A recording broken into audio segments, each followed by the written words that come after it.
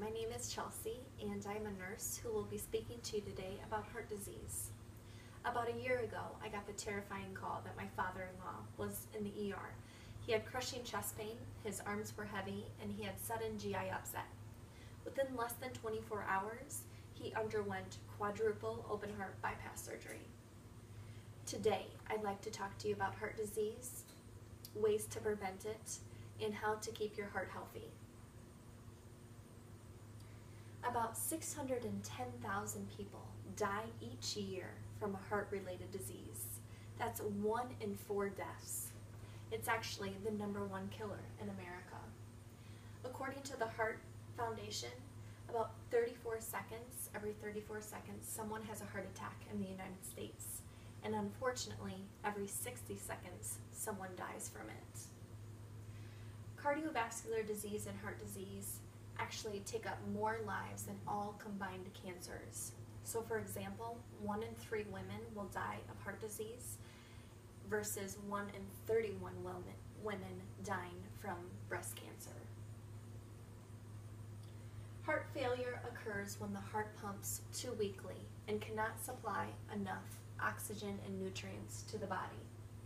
Signs and symptoms of heart disease may have shortness of breath, chest pain, coughing, wheezing, buildup of fluid, nausea, any kind of GI upset, high heart rate, impaired thinking. Any of these type of symptoms that you might have, definitely the doctor needs to know, and further testing may need to be done to evaluate the heart.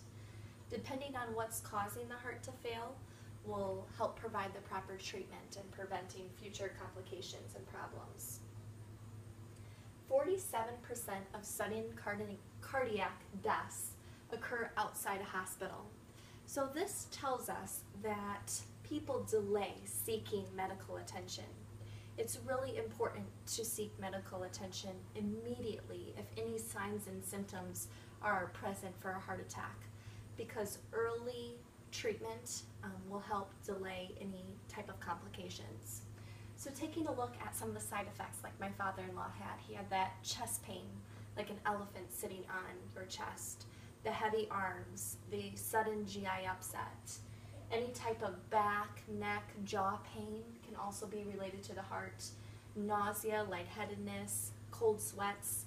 And it's important to know that women, we may not have that type of crushing chest pain like men describe. It might be more in the jaw, in the left arm, back pain, that sort of thing.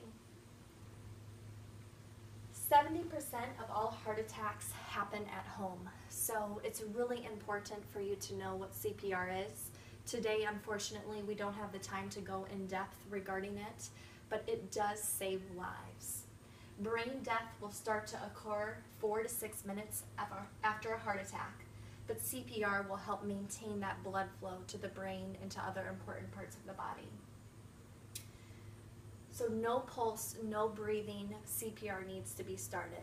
It's 30 chest compressions to 2 rescue breaths. Again, I wish we had more time to go into detail, but CPR does need to be started if somebody suddenly collapses due to a heart attack. So fighting against heart disease, how do we do this? Your 2 best weapons, a healthy diet and healthy exercise. So exercise, what does that look like? Well, the American Heart Association actually recommends 3 to 4 times per week engaging in 40 minutes of moderate exercise. So riding a bike, fast walking, maybe taking an exercise class, maybe going swimming for that amount of time would be healthy for you. A lifestyle behavior study that was done in 2015 with over 1,600 men involved showed that behavior modifications highly were important to preventing heart disease. So smoking, your diet, lack of exercise, all related to their heart diseases that happened. Smoking's harmful chemicals damage and harm the heart, and actually secondhand smoke is just as dangerous. So it's really important for those that do smoke to try everything that they can to not smoke. Proper medication may also be recommended by your doctor. There's other underlying diseases that can be accompanying or kind of add to heart disease, diabetes being one of them, hypertension, high cholesterol. So it's very important to have physicals done routinely to prevent heart disease and other diseases.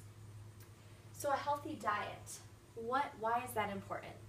It helps maintain weight control, helps lower blood pressure, and helps lower high cholesterol. So it's really important to get a variety of fruits and vegetables. I say it's eating the rainbow. You want to get all sorts of colors in you. That's important. Whole grains, fish, nuts and legumes, non-tropical vegetable oils. Always limiting your sweets and sugars is important. Your doctor may put you on a low salt diet depending on your heart disease, but in reality it's important just to not have a high salt intake. And always following your portion sizes. Unfortunately, in today's world, our portion sizes are so much bigger than what they used to be, and that's led to a lot of problems in our society.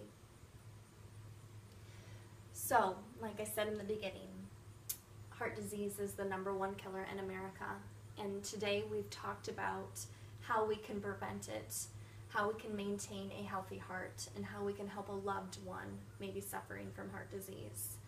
It's a fight worth fighting for, and I hope you'll join me in doing so.